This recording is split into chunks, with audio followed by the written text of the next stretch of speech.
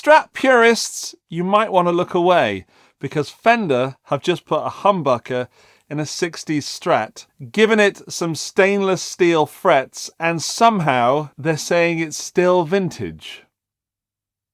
Let's plug it in, hear how it sounds through my Marshall JTM Studio.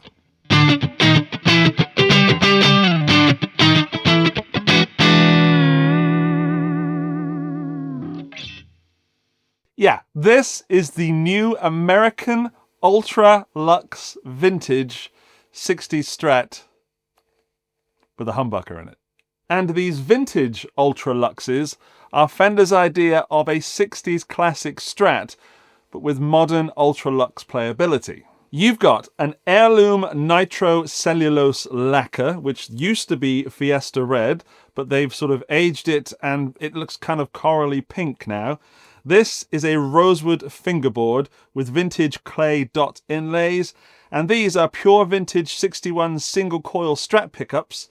And then it gets super modern with the Haymaker humbucker, which I've used before in a Meteora, which is Fender's newest model, and I dig this humbucker a lot, and I can't wait to try it out here. And the next biggest specs from the Ultra Luxe range is the 2-point trem, the locking tuners, and S1 switching. And Fender have said that they're not trying to replace your vintage Strat, they're just trying to give you something that covers the whole range tonally and visually. When Fender first told me they were releasing this, there was a lot of skepticism in my brain. That's the first thing I thought of. And then I took it out of the box. And this is a beautiful example of a Strat. So, let's hear it clean through the Fender Deluxe Reverb.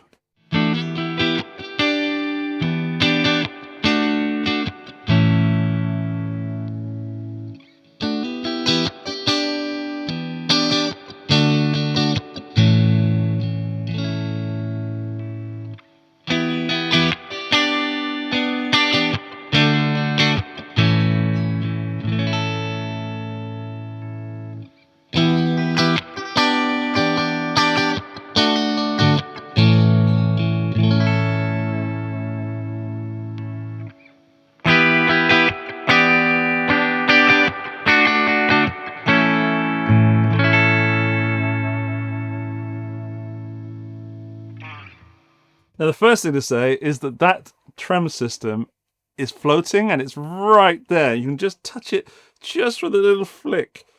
Hang on, here we go.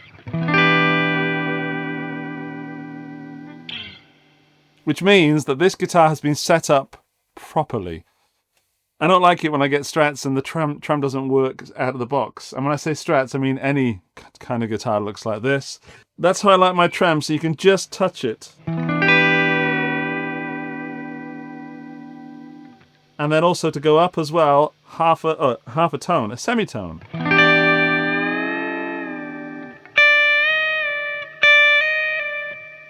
That's how I know that a Strat has been set up properly. The S1 switching, let's talk about that. So in the volume knob, we've got a little button that you push in, and that will split the coil on the humbucker. It only does something if you're in position 1 or position 2. It will do nothing if you're in position 3, 4, or 5. So let's do humbucker followed by split coil.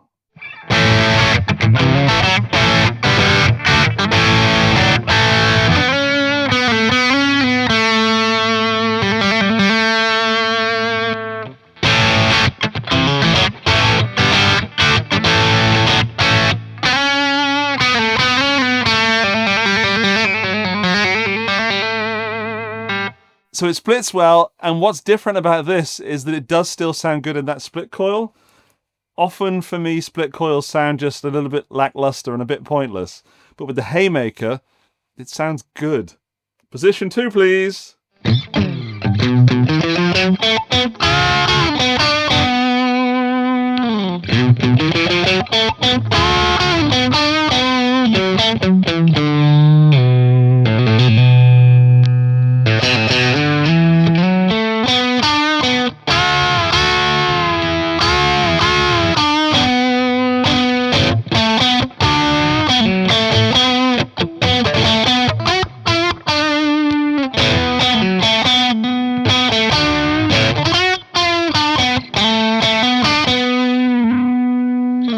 In humbucker mode, it's beefy, it's fatter, there's a lot more bottom end coming through. In the split coil, it doesn't suddenly just go all wimpy. It just sounds like a hot single coil / split humbucker. And it sounds good. It doesn't sound like night and day, which I think is useful. What about surf? Does it surf? Position 1, please.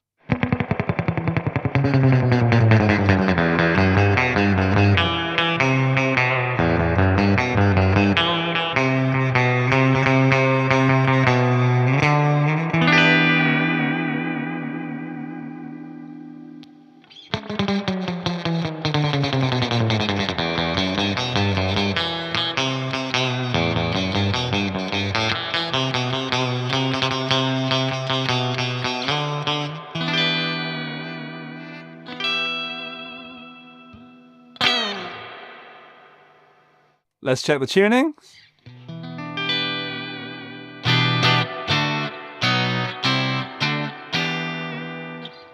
Got to put that out of the way. It is rock solid tuning-wise. What? As rock solid as a guitar that can come all the way from America, come out of the case and get played. There's a few little tweakings here and there. But generally speaking, it's hard to go to another Strat when you've picked this up.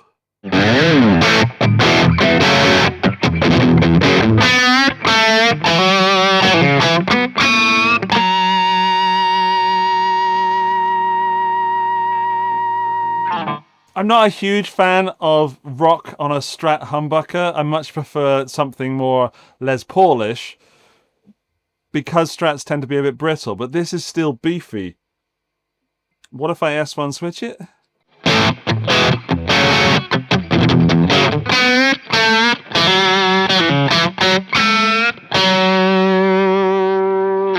I haven't changed my mind, but I kind of take that back. In a mix, that's going to sound amazing. On its own, it's a little bit harsh.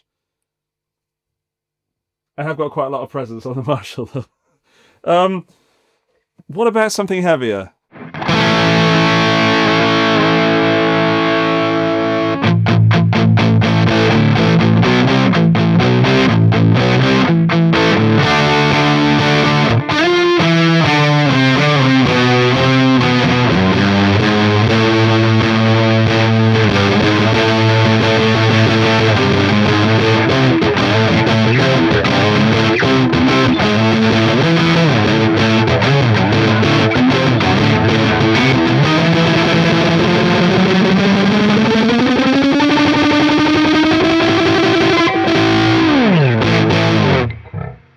As much as I love it, I could not do that on my more 60s Strat, the actual vintage spec one. I love it. I haven't really mentioned the fact that you've got this cutaway heel, or the contour heel, I think they call it. And I don't tend to go up that dusty area a lot, which is why it's dusty. But when you do, it's much more comfortable. And the block heel on Strats kind of get in the way a little bit. I much prefer that than not having it. But let's talk about the neck for a moment. The shape is augmented D, which is a lot like a modern C, but so it's slim, it's not skinny, it's not fat in any way, but it is very comfortable, and it is satin, and it is smooth, and it's a very enjoyable neck to play with. It's not roasted though, which is odd. I know Fender don't do it roasted in their Ultra Luxe series, but you'd think at this price point you'd have roasted maple. That being said, if it's stable, then you don't really need it. I just looked at it thinking there was something wrong with it, like I panicked. I forgot that they've kind of semi-reliced it, and there's a big scratch on the back of the neck there. It's supposed to be there. I thought, oh no.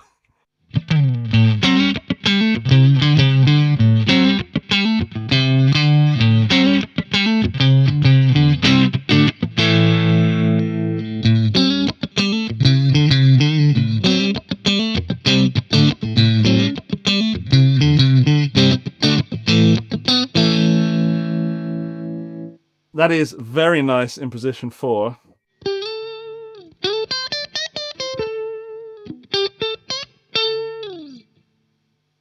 Let's kick in that Nobles again.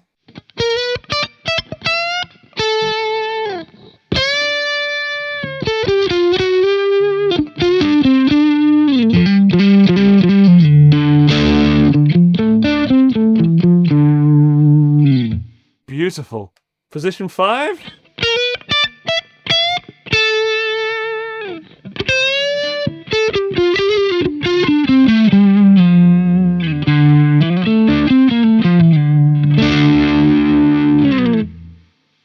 Isn't that just how a Strat's supposed to sound?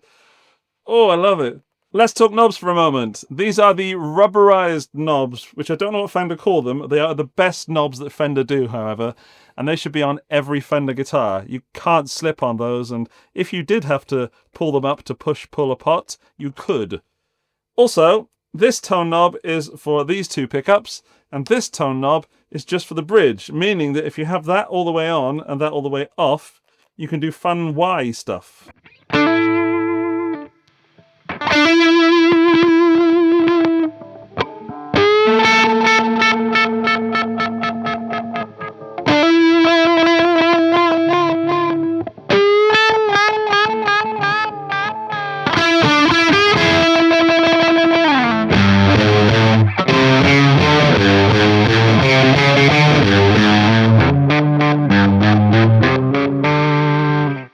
So good.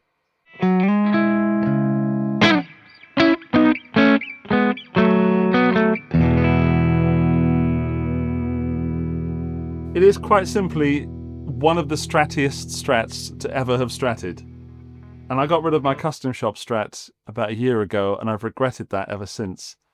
And now I've picked this up. It doesn't quite reach custom shop status, but I am enjoying the modern features on something that feels vintage and doesn't necessarily sound vintage in that humbucker, but it does in this neck and this middle position. I'm going to have to funk.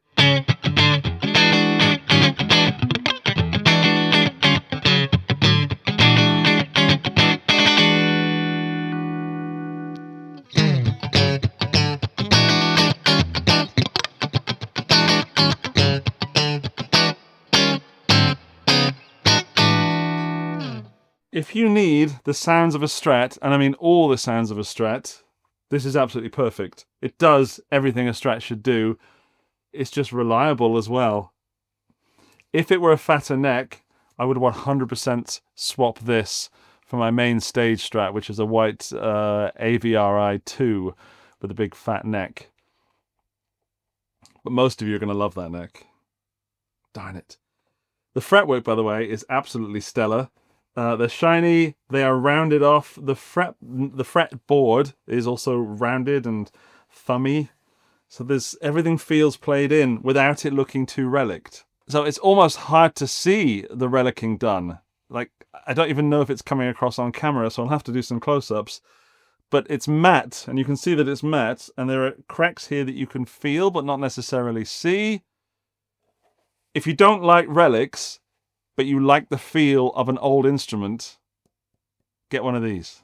There is, of course, the price tag, which I hope coming into this you realize that this is not a cheap or affordable guitar. This is the top of the range Fender, and it's priced accordingly. So I can't wait for the comments like my Squire is going to outplay that, or that's ridiculous, how dare Fender be charging these prices. That's fine. I get it. But if you want the best that Fender can offer, I'd save my pennies for these and sell the 10 Squires that you own and get one of these. Or don't. Let's open it up and have a look inside, see what is going on under there. The more I look at this guitar, the more I dig it. But let's get it open. I know I'm not going to be able to get this out without taking the neck off. There is a lip just there, look, on the fretboard. So we're going to have to turn it over. And whilst we're there, I can complain that they haven't aged that. So Fender have aged the pickguard, and it's yellower around the edges than it is in the middle. But then that is not. I guess that would be protected by clothing if you were wearing it in a bar for many years and took care of it, which I guess is also the style of this heirloom finish. But it does look like it's missing something a little bit. Here we go. Ooh, black springs, eh? Check you out, Fender. there is some kind of like aging going on with that on. Maybe I was wrong about that. It just doesn't look aged compared to the front. That's one of those tapered blocks as well. It's not thin. It tapers down from the top, so you get more bend angle on it. I like that. Let's leave that off for now because I probably will end up leaving it off. That ain't coming off there. Right, that's staying on for now. How tight is this neck heel joint? Not very. I mean, it's tight enough. Here we go. Javier. Hello, Javier. May 1st, 2025. Bunch of stuff going on there as well. May 6th, 2025. Okay, the body's a little bit older. Same age as my cat. Well, same birthday as my cat's. And then what's going on in here? Oh. Oh, that's a surprise. I thought that would be conductively insulated. Oh, it smells amazing. Right. We have, well, top of the line Fender. There's the S1 switching stuff. Orange drop capacitor, big old pots. Not sure what the value is. And for those that want to know, you'll have to open one up yourself because they don't say on there. Nowhere. There's another part of the S1 switching. I love S1 switching. I think it's brilliant. Pickups are the 61s. And that is the Fender Haymaker. Vintage wiring on those, not on the humbucker. Then, looking over to this bridge, I'm going to have to set that up again, which is a pain, but I expected conductive paint in there, I'll be honest. Clearly doesn't need it, though. Oh, there's a quick connect. I've not seen that on a Fender before. What? This is the first time I've seen a quick connect ever on a Fender guitar. And why not? Look at that. Straight out with the Pickguard. Now we can have a look in there as we're here. Not much to report. I think that's a pretty standard Fender output jack. Yeah, I mean, it does the job. It does it well. It's not a super expensive one. It ain't a cheap one either. Loving this quick connect. Right, back together and in one piece. And hopefully still playable. Let's weigh it. So for me, a good Strat weight is around 3.5 kilos. This is 3.55. Oh, come on, Andrew. I am super happy with that. It's about 3.5 kilos. I'm getting good at guessing, but not good at converting. So that is 7 pounds, 12 ounces. I'm happier about that than I should be. Let's check the DC resistance of these pickups. Put you there. No, put you there. And we're going to put this just on there. 7.1, 7.2 on the humbucker. Position 2, 3.2. Position 3, 5.9. Position 4, 2.9. Position 5, 5.8. Let's go down and split that. 3.5 on the split humbucker. Meaning it is a half rather than the way PRS do it. And then if you want split on position 2, it's 2.2. So when playing it, the humbucker is noticeably hotter, but not that much hotter when you measure the DC resistance, which is odd. Okay, let's round this up. The Fender American Ultra Luxe Vintage 60s Stratocaster HSS is a heck of a mouthful. It's a long name. It makes sense, and it's worth it. This is set up to be the best vintage-appointed guitar that Fender do. And quite simply, it is. It's a joy to play. It sounds phenomenal.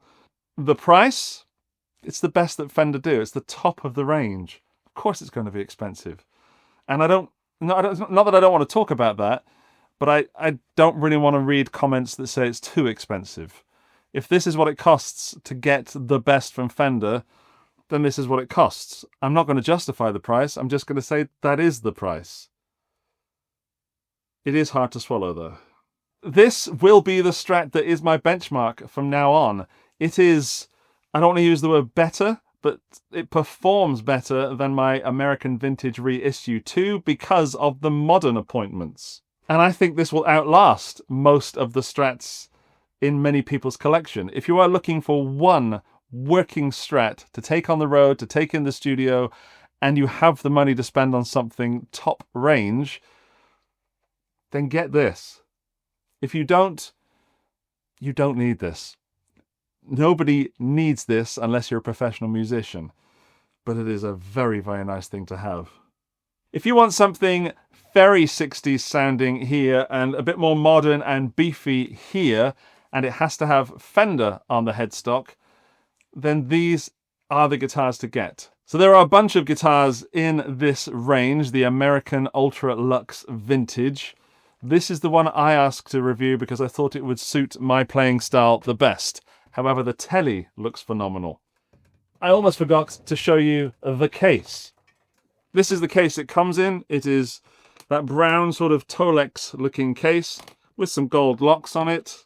If I open it up, you'll see inside it's orange, which was a surprise to me.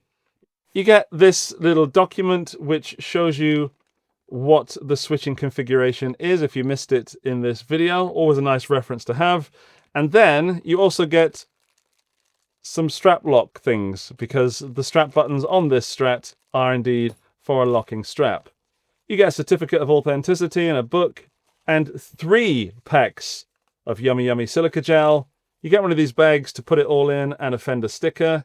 You don't get a strap, which you do get with custom shop guitars, and I think Fender could have possibly sweetened the deal a little bit with a Fender strap. I wish they had done. But cracking case, and not just, from vintage looks, it is sturdy as heck. That is going to take on the road very nicely. I'm into the brown and gold as well. I'm digging that a lot. So yeah, that's what you get in the case candy, as it were, but this is the reason you spend the money.